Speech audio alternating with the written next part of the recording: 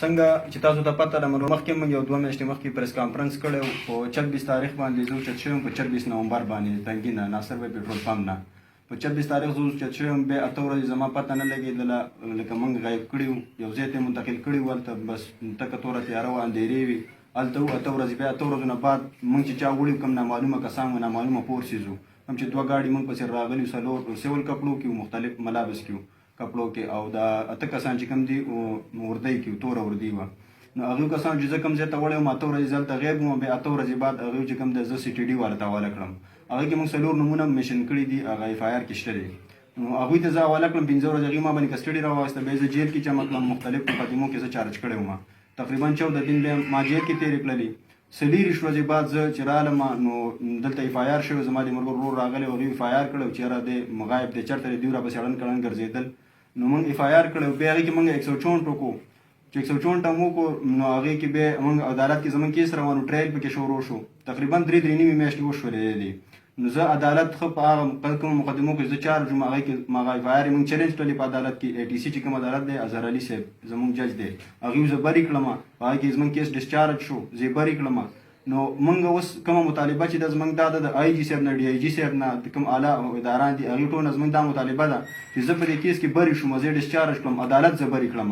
د هغې باوجود هم دوی لاس نه اچوي کوم چا چې زه ټیک د نامعلومه فورس زه وړی یم هغې نمبر موږ منشن کړی دی کوم نمبر نه چې ما ته رنګ شوی هغوی موږ نمبر منشن کړی دی زه سی ټي ډي والا د هغوی حواله کړی یم سی ټي ډي والا نه یې تپوس وکړی چې یاره دا چا درکړی دا کس تاسو ته اسمان نه راپرېوتو که نه چا درله درکړو چا درته حواله کړو هغوی نه یې تپوس وکړی چې په دې اف آی آر دې مخکې کار وکړلی شي زموږ ټول نچوړ دا دی چې یاره په دې اف آی آر دې مخکې کار وکړلی شي زه خو بېګناه ثابت شوم که ما باندې څه وی خو به زه به هغوی واپس به زه نیولی وی زه به واپس ګرفتار شوی وم زه هغوی عدالت کې موږ اف آی آر یې چیلنج کړی دی او هغوی زه بری کړم به دغه ننګې بس اوچت کېږي به بس موبایل به ګوري ځان له به ډاټسن اخلي او بس سپین کلر به ورله ورکوي نه به ورته نمبر پلیټي او بس سړی به اوچتوي او 10 ورځې 20 ورځې به غیبوي په چا نه کروړ اخیستی په چا نه تیل که چا سره به وي یا به نه وي غریبۍ وطن دی موږ پاسمانده خلک یې موږ د 100,000 روپو وسم نه کېږي چا سره به پیسې او دا به اوچتوي داسې به غیبوي او بیا به رابرېدي کس به ریکور کېږي او بس ختمه خبره دا ول دلته قانون نشته دا زموږ ملک نه دی موږ یاره د ادارې یا دغه نه موږ دلته څنګه ادارې دي چې دوی د دوی خلاف کاروایي نشي کولی د دې انویسټیګیشن دی وکړي انکوایري دی وکړي که زه په غلطه وي خو زه به عدالت به زه دغه کړی واپس به زه ګرفتار شوی وم ما باندې به کیس ثابت شوی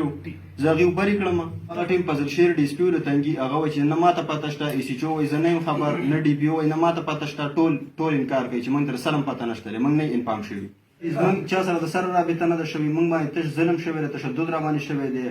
لکه آسې بیسه وان ټکول را باندې شوي دي ما ته خو دا پته نه وه موږ خو یو ټارچر سیل کې ساتلي وو چې یاره پیسو ډیمانډونه پکې کېږي زه خو چې بیا جیل نه راووتم ملګرو راته وایي چې یاره پیسو ډیمانډ پکې شوی و دې ولن کې پیسې نه وې ورکړي نو پیسو ډیمانډونه کړي موږ لکه ښه تشدد را باندې شوی و کوم چې سی ټي ډي والا اف آی آر یې کړی وي کوم مقدمو کې دا چارج کړی نو دا بې ګناه و ځکه دا دومره لږ ټایم کې دا ډسچارج شو د اف آی آر نه او موږ متعلق کوم چې اوس موجوده ډي آی جي صاحب دی آی جي صاحب دی د هغې نه دا غوښتنه کوو چې ولې د دې خلاف ولې کاروایي نه کېږي آیا قانون صرف د عوام دپاره دی آیا د ملک یو قانون دی یا ډبل قانونونه چلیږي د ادارې خلاف د ډپارټمنټ خلاف کاروایي نشي کېدی ولې نشي کېدی ډپارټمنټ موږ د ډپارټمنټونو خلاف نه یو ډپارټمنټل کار ټیک دی خو په ډپارټمنټ کې چې کم خلک دي کم مافیا ده د هغې خلاف دې کاروایي وکړی شي موږ د پرایم منسټر عمران خان نه هم دا غوښتنه کوو د خپل سی ایم